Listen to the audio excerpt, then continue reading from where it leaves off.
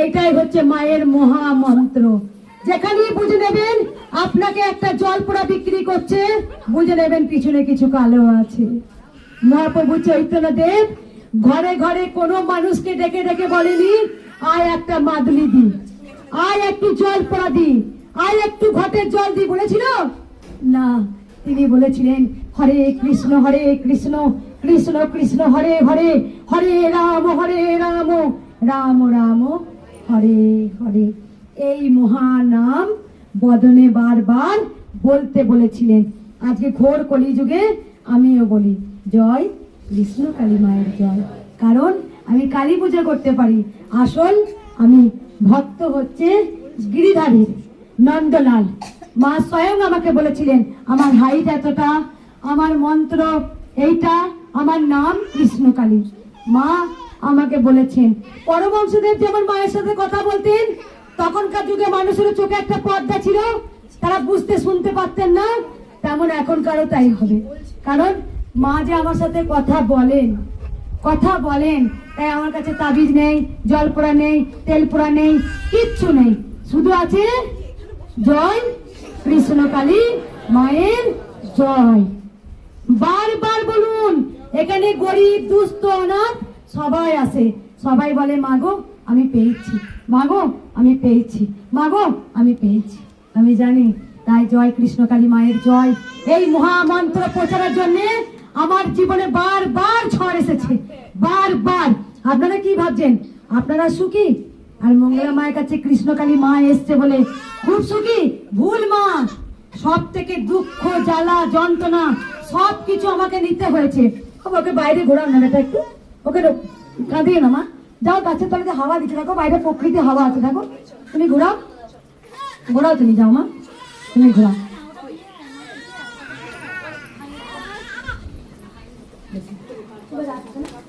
তাই সকল সন্তানদের বলবো যে আপনারা ভালো থাকুন, সুস্থ থাকুন, মায়ের নাম জপ করুন। তবে একটা কথা বলবো, যারা এখানে এসছেন তারা মায়ের পুজো দেবেন। এখানে কোনো নাম গোত্র দিয়ে পুজো হয় না, কোনো ডালা কিচ্ছু নেওয়া হয় না। শুধু যারা 5 ফল নিয়ে আসেন, 2টো করে ফল রাখি কাটার জন্য, কেটে দিই, প্রসাদ হয়ে যাক, সবাই ভক্তরা প্রসাদ পান। মিষ্টি আমি রাখি না। অনেকে বলে কেন মা পুজোটা নিয়ে গেলাম, পুজো হয়ে গেল? আমি হ্যাঁ পুজো হয়ে গেল। কারণ মিষ্টিটা আপনারা অনেক দূর থেকে আসেন, বাড়িতে একটা অনেকে প্রসাদ চায়, কৃষ্ণকালী মায়ের প্রসাদ আছে, বা আপনারা একটু খেয়ে জল খেতে পারবেন, সেই জন্য মিষ্টি আমি রাখি না। আলতা সিঁদুর, আলতা নিষিদ্ধ করে দিয়েছি। সিঁদুর যারা দাঁড়াতে নিয়ে এসছেন নিয়ে যাবেন। এই যে মায়ের গোটাটায় এসেছেন, মায়ের স্থানে পৌঁছেছেন, জানবেন ওইটা আপনার পুজো হয়ে গেছে। আপনি যখন ডালা কিনছেন, মা অন্তর্যামী জানে আমার জন্য আসছে। আপনি যখন শাড়ি কিনছেন, যখন বলছেন এটা কৃষ্ণকালী মায়ের জন্য নিয়ে যাব, তখনই সেটা পুজো হয়ে গেছে। মা অন্তর্যামী, আপনার মনের কথা সব মা জানে। এখানে কোনো নাম গোত্র দিয়ে পুজো হয় না, কিন্তু এখানে আপনার কাজটা হবে। আমি বলবো কেউ সেলফি তুলবেন না আমাকে জড়িয়ে ধরে, বারবার মায়ের একই জায়গায় দাঁড়িয়ে ফটো তুলতে যাবেন না। অনেক মানুষ দাঁড়িয়ে থাকেন, রোদে গরমে কষ্ট হয়। আমাকে কেউ প্রণাম করবেন না, মাকে প্রণাম করুন। আমি বারবার বলেছি আমাকে মালা পরাতে যাবেন না, মায়ের গলায় মালা পরাবো। কারণ আমি মাত্র নিমিত্তি, আমি মায়ের নাম প্রচার করার জন্য আমাকে ধরাধামে গোবিন্দ গিরিধারী পাঠিয়েছেন, তাই আমি নাম প্রচার করতে পেরেছি। আমাকে 8 ঘন্টা সময় দিন, আমি পুজো করব। যার যার মনস্কামনা আপনারা মাকে মনে মনে বলবেন। আমার 2টো কথা একটু মন দিয়ে শুনবেন। এক হচ্ছে জয় কৃষ্ণকালী মায়ের জয়, এই মহামন্ত্র সব সময় বলতে হবে। কর্ম করতে করতেও বলা যায়। অনেকে আপনারা এরকম নেন, কি বলে এটাকে, মালা নিয়ে জপ করেন। ভগবান কি দণ্ডি রেখে দিয়েছেন নাকি? হ্যাঁ, ভগবানকে দণ্ডি রেখে দিয়েছেন, গন্ডির মধ্যে রেখে দিয়েছেন। কেন কর্ম করতে করতে গোবিন্দকে ডাকা যায় না? বাসন মাজতে মাজতে বলা যায় না হে গিরিধারী, হে কৃষ্ণকালী মা, বলা যায় না? আচ্ছা, আপনি যখন হাঁটাচলা করছেন তখন জয় কৃষ্ণকালী মায়ের জয় বলতে পারেন না? মালা নিয়ে গোবিন্দকে ভরে রেখে দিয়েছেন, মালার মধ্যে জপ করেন। আমার তো খুব ভীষণ রাগ ধরে, বিশ্বাস করুন। কেন গোবিন্দকে বেঁধে রেখেছেন? মেলাতে থাকুন, আপনি মেলাতে থাকুন, কর্ম করতে করতে গোবিন্দকে ডাকুন। দেখুন ভগবান শ্রীকৃষ্ণ বলেছেন সংসার ধর্ম করেও যে আমাকে ডাকে, আমি তার প্রতি বেশি সদয় হয়। আর যে তো ত্যাগ করে তো আলাদা জিনিস। কিন্তু সংসার ধর্ম যে বড় কঠিন, সেই সংসার ধর্ম করেও গোবিন্দ বলেছেন আমাকে যে বারবার ডাকে আমি তার প্রতি সব সময় সদাই হই। বুঝতে পেরেছেন? তাই সব সময় বলবো, সব সময় জয় কৃষ্ণকালী মায়ের জয় নাম মন্ত্র জপ করবেন। যাদের কঠিন রোগ আছে, যাদের কঠিন কঠিন রোগ আছে, কোনো মতে ভালো হচ্ছে না, মা স্বয়ং আমাকে বলেছেন যে কোনো রঙের জবা, যে কোনো রঙের জবা গাছ থেকে তুলে মায়ের নাম করে চিবিয়ে খেতে পারেন।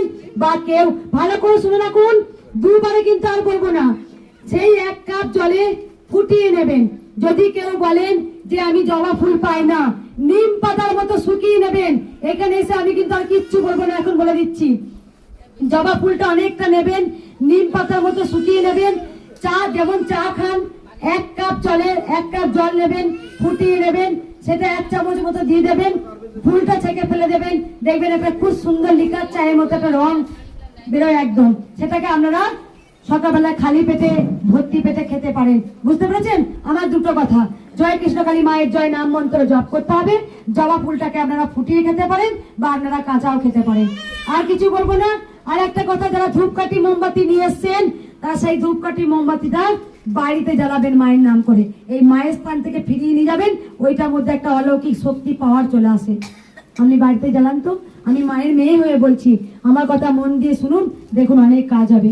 আর কিছু বলবো না, এবার শুধু বলি দে তোরা উলুর ধ্বনি।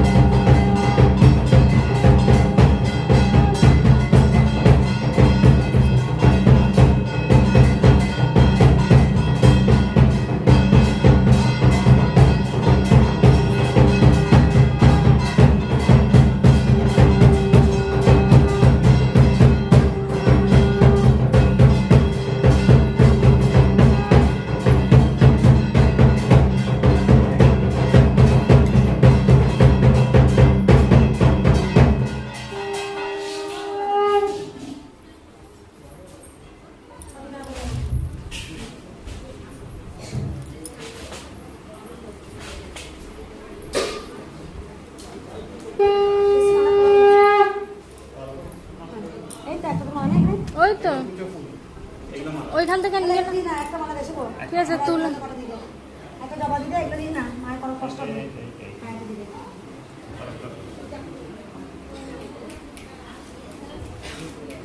আজকে আবার সব ওই রকম পরে। হ্যাঁ ওইটা ওইটা ওইটা দাও।